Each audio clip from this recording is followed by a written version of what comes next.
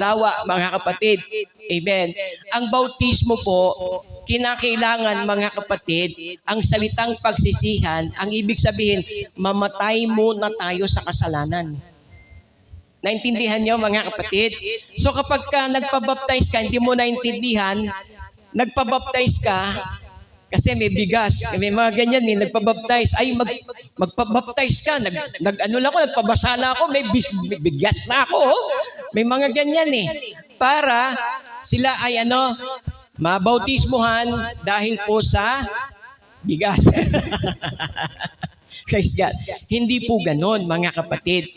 Ang bautismo po ay personal po nating encounter sa Panginoon. Kinakailangang naunawaan mo kung bakit kinakailangang pagsisihan mong kasalanan mo, kasi kung hindi ka magsisisi sa iyong kasalanan, mga kapatid, parurusahan ka. May kaparusahan, mga kapatid. Kaya nga po kinakailangan, para tayo ay hindi maparusahan, mga kapatid, ay pagsisihan natin. Ngayon, yung iba nagsisi, pero hindi sinundan ito. Nagsisi, pero hindi tinalikuran. Ang totoong pagsisisi ay may pagtalikod sa kasalanan. Big sabihin, mga kapatid, you will never be the same again. Amen. Kaya nga kapag ikaw, kapatid, ay nalibing, mga kapatid, doon mo mararanasan yung tinatawag na bagong buhay kay Kristo.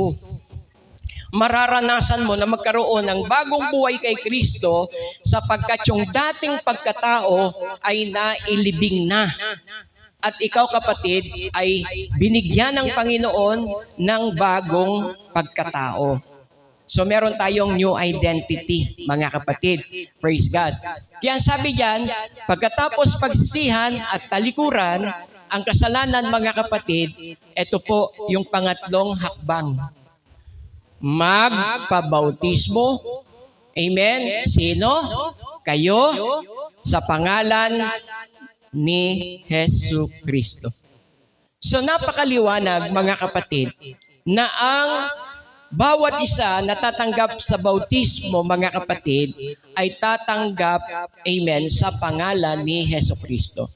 Ang ibig sabihin, ang tinanggap mo, hindi po religion.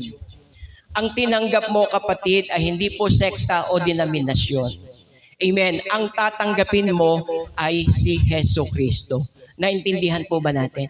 Sino ang iyong tatanggapin? Yes, mga kapatid. Bakit?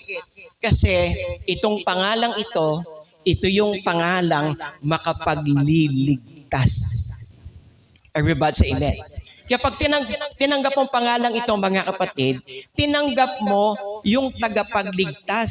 Kaya ang bautismo, mga kapatid, hindi pagsapi sa panibagong sekta o reliyon.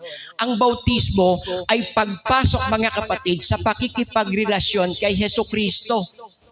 Amen. Ikaw, kapatid, praise God, hallelujah, ay magtataglay ng pangalan ni Jesus.